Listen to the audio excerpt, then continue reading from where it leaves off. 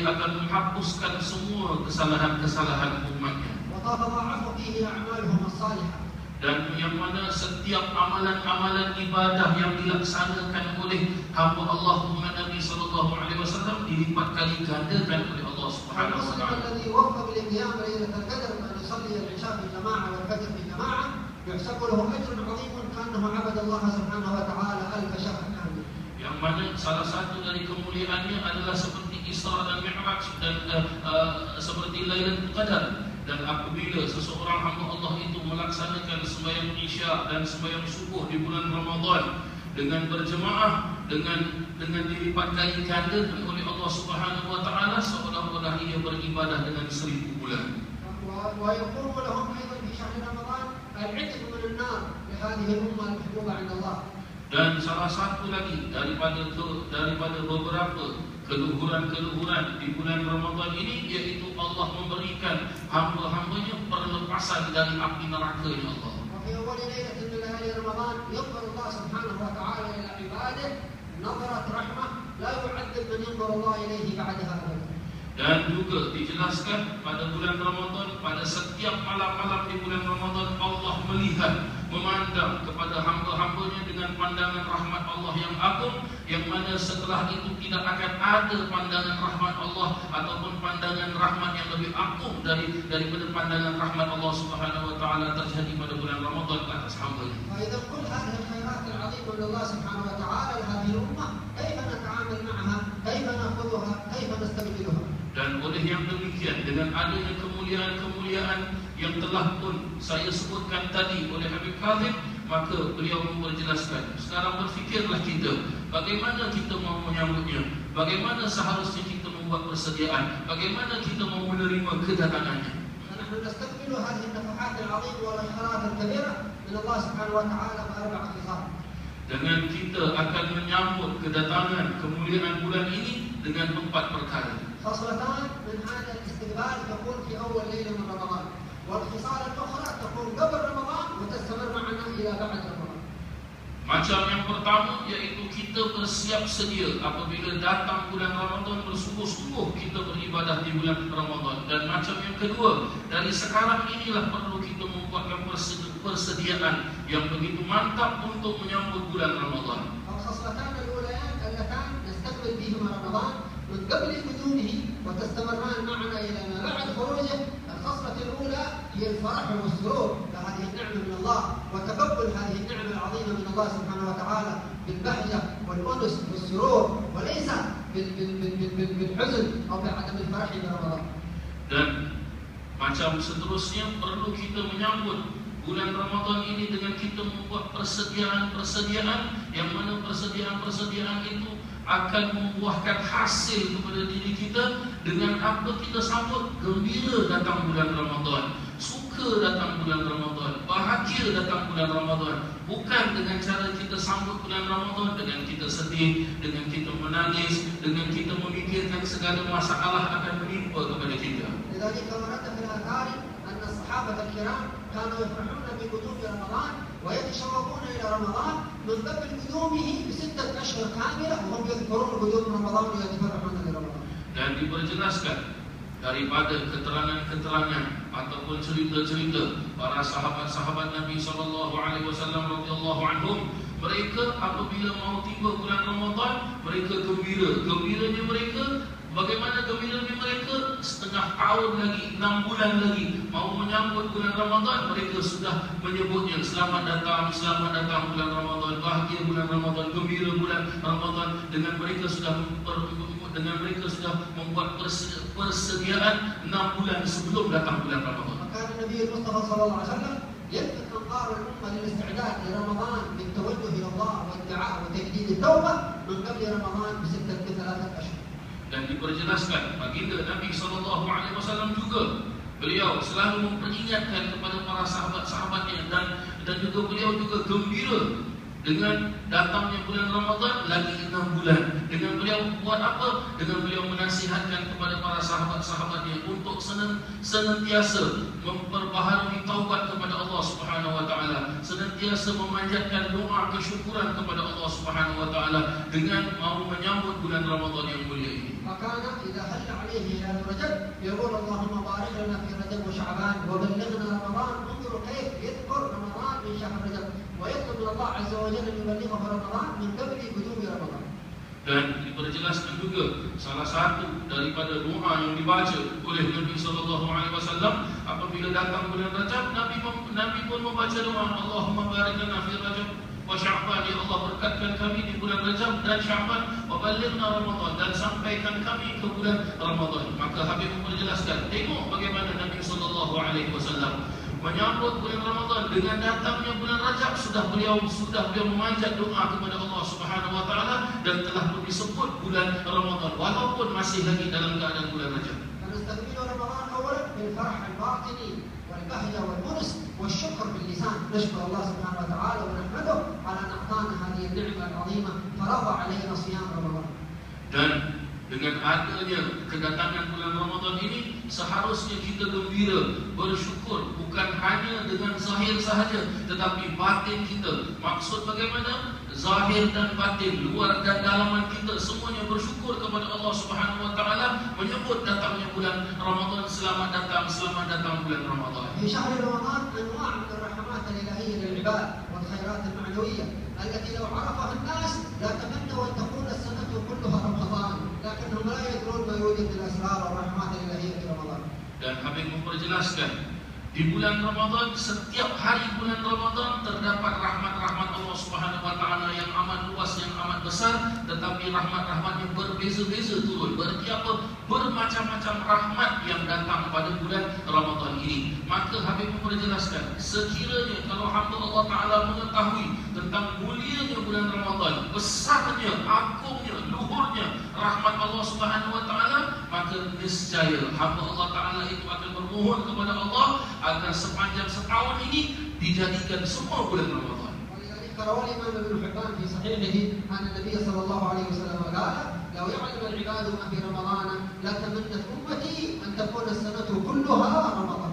Dan Habib memperjelaskan, diriwayatkan daripada hadis yang didatangkan daripada Ibnu Hibban radhiyallahu anhu dengan Nabi SAW bersabda, sekiranya kalau umat aku mengetahui tentang apa ada pada bulan Ramadan, maka niscaya umat itu akan mohon, akan minta kepada Allah Subhanahu wa taala agar dijadikan sepanjang selama-lamanya bulan Ramadan, selama setahun lamanya. فلذلك نحن نفرح برمضان ونعلم أولادنا وآبائنا الفرح والسرور بهذه النعم العظيمة التي لا ندركها في شهر رمضان من خلال الصيام والقيام والعبادة والطاعة. Dan oleh yang demikian, kita seharusnya juga berkongsi pendapat, memberitahu kepada ahli keluarga kita, sahabat handai kita, ya teman-teman kita tentang kemuliaan bulan Ramadan. Bukan hanya dengan puasa, ada kemuliaan bulan Ramadan selain daripada puasa, ibadahnya di tengah malam, salatnya dan sebagainya. Begitulah mulia bulan Ramadan yang seharusnya kita gembira akan menyambut kedatangannya. الأمر الثاني نستقبل به رمضان بعد الفرح والسرور والشكر لله سبحانه وتعالى بالنوايا الصالحة. ننوي نوايا صالحة في استقبال رمضان، ننوي من الآن بل من قبل الآن أن نصوم رمضان صوما صحيحا، وأن نقوم رمضان قياما كاملا، وأن نقرأ القرآن قراءة كاملة. Dan diperjelaskan perkara selanjutnya yang seharusnya kita membuat persediaan untuk menerima kedatangannya bulan Ramadan ini dengan niat yang betul.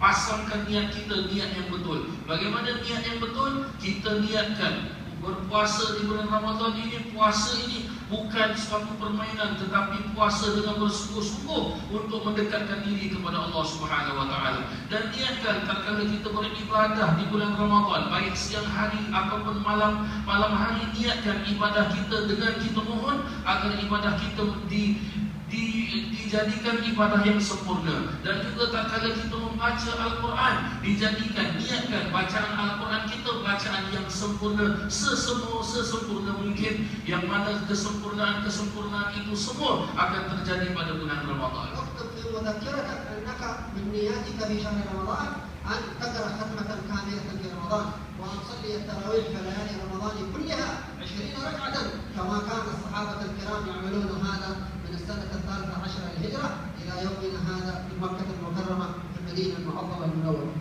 Dan diperjelaskan juga dari sekarang tetapkan, pasangkan niat kita, tulis niat kita, tetapkan dalam hati kita dengan kita berpuasa dengan puasa dengan sebenar-benar puasa. Dan tatkala kita membaca Al-Quran dari sekarang ini, niat pasang, tetapkan, masukkan dalam hati kita. Di bulan Ramadan aku akan membaca Al-Quran bukan hanya satu potong ayat, bukan hanya satu juz, tapi Quran sempurna 30 juz. Dan juga melaksanakan solat tarawih dengan sebenar-benar solat tarawih, bukan sedikit tapi 20 rakaat pada tiap-tiap malam, seperti mana yang diamalkan oleh para sahabat-sahabat Nabi SAW dengan 20 rakaat yang diamalkan oleh sahabat-sahabat Nabi pada tahun 13 daripada tahun hijrah sampailah sekarang ini. Di kota Mekah diamalkan 20 rakaat, di kota Madinah pun diamalkan 20 rakaat.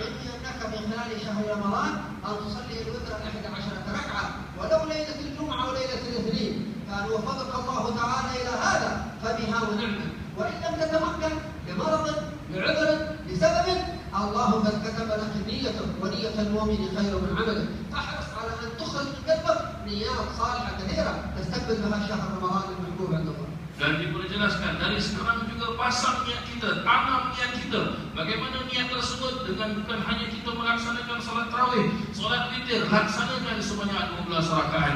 Dan kalau kita pun tidak mampu, katakanlah tertimpa suatu sakit ke atas diri kita, kita sudah mempunyai niat untuk kita melaksanakan solat witir sebanyak 12 rakaat tadi. Walaupun kita tidak dapat melaksanakan, tetapi kita sudah pasang niat, maka kita akan mendapatkan fadilat orang yang fadilat daripada niat yang kita pasang tadi sebanyak 12 rakaat solat witir tadi. كذلك إني أنك تصلي الصلاة العظيمة التي علمها النبي صلى الله عليه وسلم إلى عمه العباس بن عبد المطلب، وهي صلاة التسبيح أو صلاة التسابيح، وهي صلاة عظيمة وكثيرة الأجر والثواب. إني من الآن أنك تصليها، فإن وفقك الله إليها سترى بركتها، وإن لم تتمكن نيتك مكتوبة من الآن أنك تصلي صلاة التسبيح في شهر رمضان. Dan diperjelaskan juga oleh Sayyidil Habib, dari sekarang juga tanamkan niat, pasang niat kita, catat niat kita, masukkan, tetapkan di dalam hati kita mengamalkan suatu ibadah yang mana Nabi SAW mengajarkan kepada Sayyidina Abdullah bin Abbas radhiyallahu anhu dengan melaksanakan solat tasbih, dengan melaksanakan solat tasbih pada tiap-tiap malam di bulan Ramadan. Pasang niat dari sekarang. Sekiranya kalau di bulan Ramadan nanti tertimpa sakit, kita tak dapat melaksanakannya, dan kita tidak dapat melaksanakannya, tetapi kita tetap mendapatkan ganjarannya. Sebab apa? Kita telah pun menanamkan niat untuk kita melaksanakan solat tasbih. Dan solat tasbih ini merupakan salah satu ibadah yang sangat-sangat mulia, sangat-sangat agung yang Nabi SAW mengajarkan kepada Sayyidina Abdullah bin Abbas radhiyallahu anhu. Salat tasbih التي وردت فيها أحاديث حسنة وأجرها كبير عند الله سبحانه وتعالى، والتي قال النبي صلى الله عليه وسلم اعملها ولو في العمر مرة واحدة. Diperjelaskan solat tasbih ini merupakan sembahyang yang agung yang ia datang daripada Nabi SAW, daripada riwayat-riwayat hadis yang mana salah satu dari riwayatnya Nabi memperjelaskan, solatlah kamu dengan solat tasbih ini walaupun satu kali dalam seumur hidup kamu.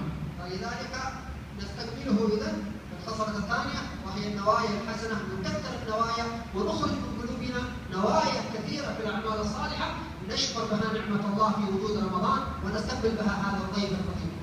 Dan juga perkara selanjutnya perlu kita siapkan niat-niat yang baik-baik. Niat-niat, pasang niat-niat yang baik-baik, yang mana niat-niat kesemua tersebut adalah untuk kita melaksanakan ibadah di bulan Ramadan. Maka apabila sampai bulan Ramadan kita dapat melaksanakannya, dapat ganjaran. Kalau kita tidak dapat melaksanakannya, kita pun dapat ganjaran seperti melaksanakannya, sebab kita telah memasang niat. Dan walaupun Ramadan akan pergi, tetap kita mendapatkan pahala daripada apa yang kita niatkan, sebab kita telah pun memasang niat tersebut. Itulah kemuliaannya. Ramadan ضيف مبارك سيأتي 30 يوم أو 29 يوم ويرحل بما فيه من المواهب والخيرات العظيمة، فنحن نستقبله بهذه النوايا وبالفرح وبالشكر لله سبحانه وتعالى. Dan oleh yang demikian akan datang bulan Ramadan, mungkin antara 30 hari ataupun 29 hari, maka setiap malam bulan Ramadan, setiap hari pada bulan Ramadan adalah kemuliaan-kemuliaan yang Allah Subhanahu wa taala tetapkan. Maka kita seharusnya dari tadi Habib memperjelaskan apa? Gembira dengan bersyukur kepada Allah taala kerana Allah memberikan nikmat yang agung ini. في أول ليلة من ليالي رمضان نستقبلها بثلاث سنن وآداب عن النبي محمد صلى الله عليه وسلم.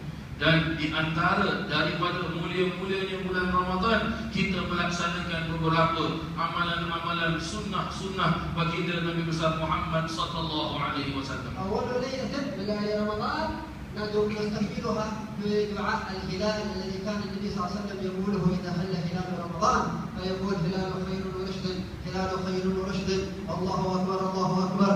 نستقبل أول ليلة بهذه الأدعية العظيمة حتى نحوز بركة رمضان كله بهذه الأدعية اليسيرة في أول ليلة. Salah satu daripada amalan-amalan yang diajarkan oleh Nabi sallallahu alaihi wasallam yaitu pada permulaan bulan Ramadan dengan kita berdoa kepada Allah Subhanahu wa taala, aku bahagia, aku gembira dengan datang bulan Ramadan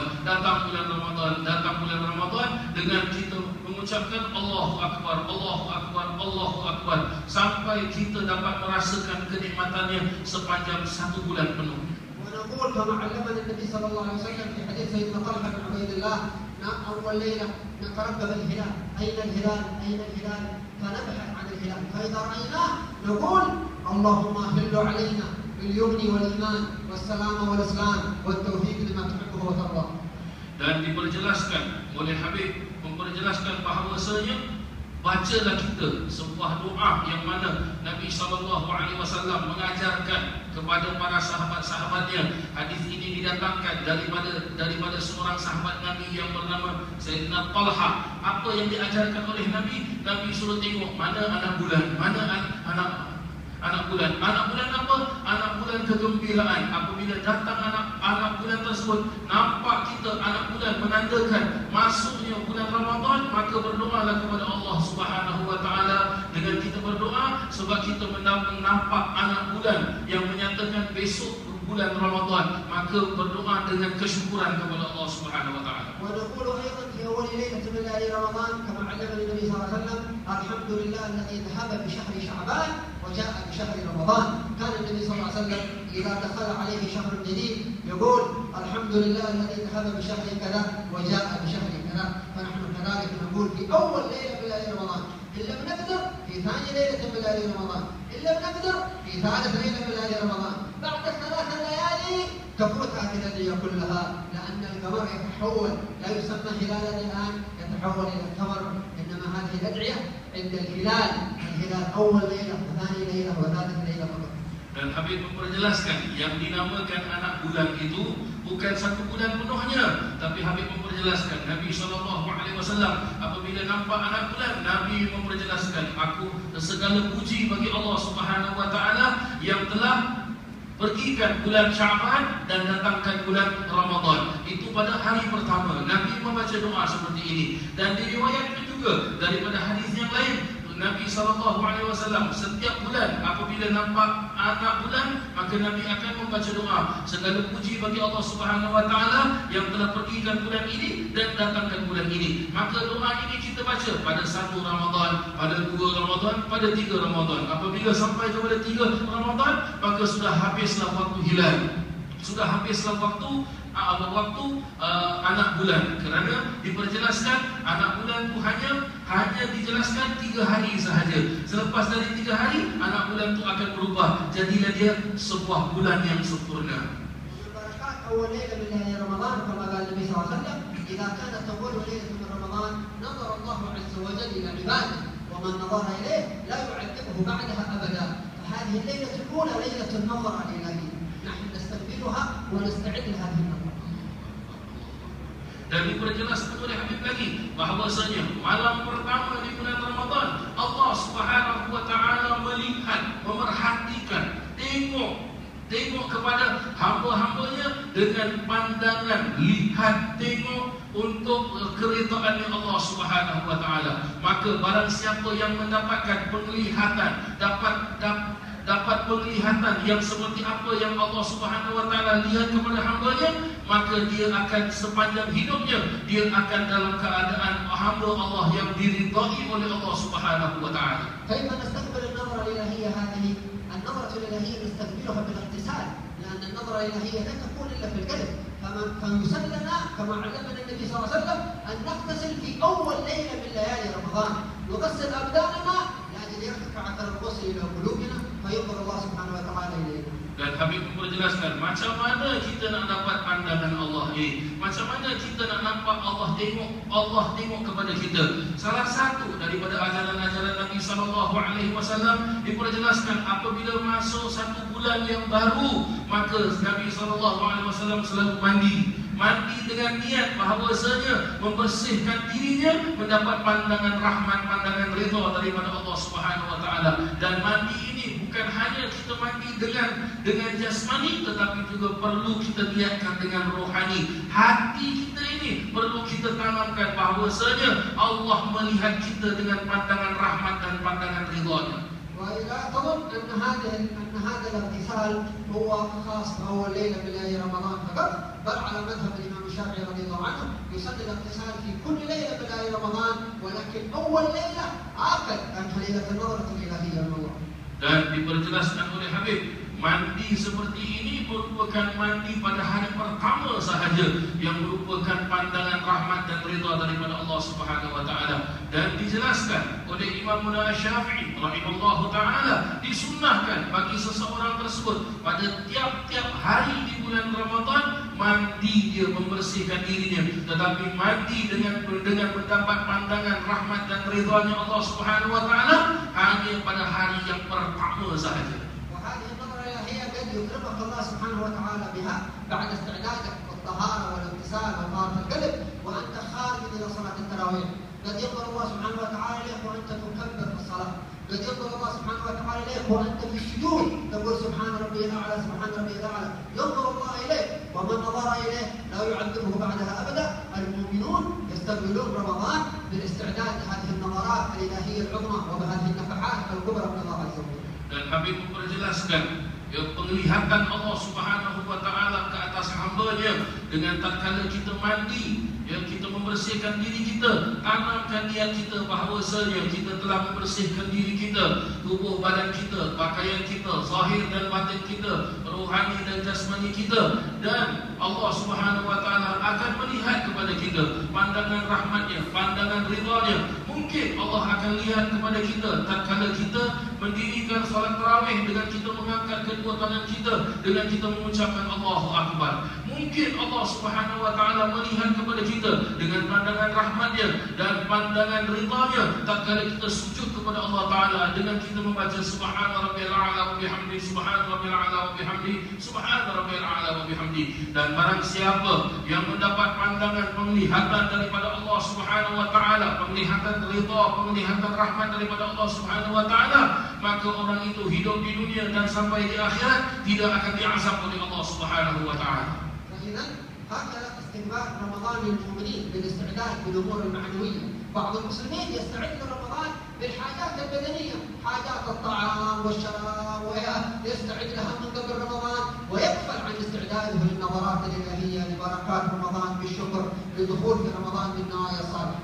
Dan kata Habib, beginilah seharusnya seorang yang beriman, mempunyai iman, menyambut bulan Ramadan dengan beginilah caranya. Ada juga sebagian dari orang menyambut bulan Ramadan ini dengan cara lain. Bagaimana? Dia memikirkan, ini nak masuk bulan Ramadan, baju apa bagus aku pakai, makanan apa bagus untuk aku buka, bila aku makan apa bagus permulaan untuk aku makan, dan setelah itu sambung dengan makan apa, minum apa. Kata Habib, yang difikirkan hanya untuk jasmani saja. Dia tidak memikirkan rohaninya, makanan rohaninya, pandangan rahmat, ridha daripada Allah Subhanahu wa taala, dia tidak memikirkannya. Seharusnya sebagai seorang yang beriman, kata Habib, jangan memikirkan tentang jasmani dahulu, tetapi mikirkanlah tentang rohani dahulu. فإذا من أول ليلة من ليالي رمضان المباركة يتغير هذا العالم من حوالينا، عالم الجنان، عالم النيران، عالم الملائكة، عالم الشياطين، كل العالم من حوالينا يتغير. أبواب الجنان تفتح كلها، العالم في الأرض ينظر الله إلى عباده في كل بلاد، ينظر للمقبلين. أبواب النيران تغلق كلها. الحور العين تتغير في الجنان، تبخر الجنان في أول ليلة من ليالي رمضان، استقبالا لأرواح المؤمنين. من مات في رمضان ليلا ونهارا أبواب الجنان مفتوحة، أبواب النيران مقفلة مزينة لاستقبال أرواح الصائمين في رمضان والعباد في رمضان. Dan Habib memperjelaskan di bulan Ramadan inilah terdapat kemuliaan-kemuliaan yang Allah Subhanahu wa taala jadikan. Salah satu daripada kemuliaannya dibukakan semua pintu-pintu syurga oleh Allah Subhanahu wa taala.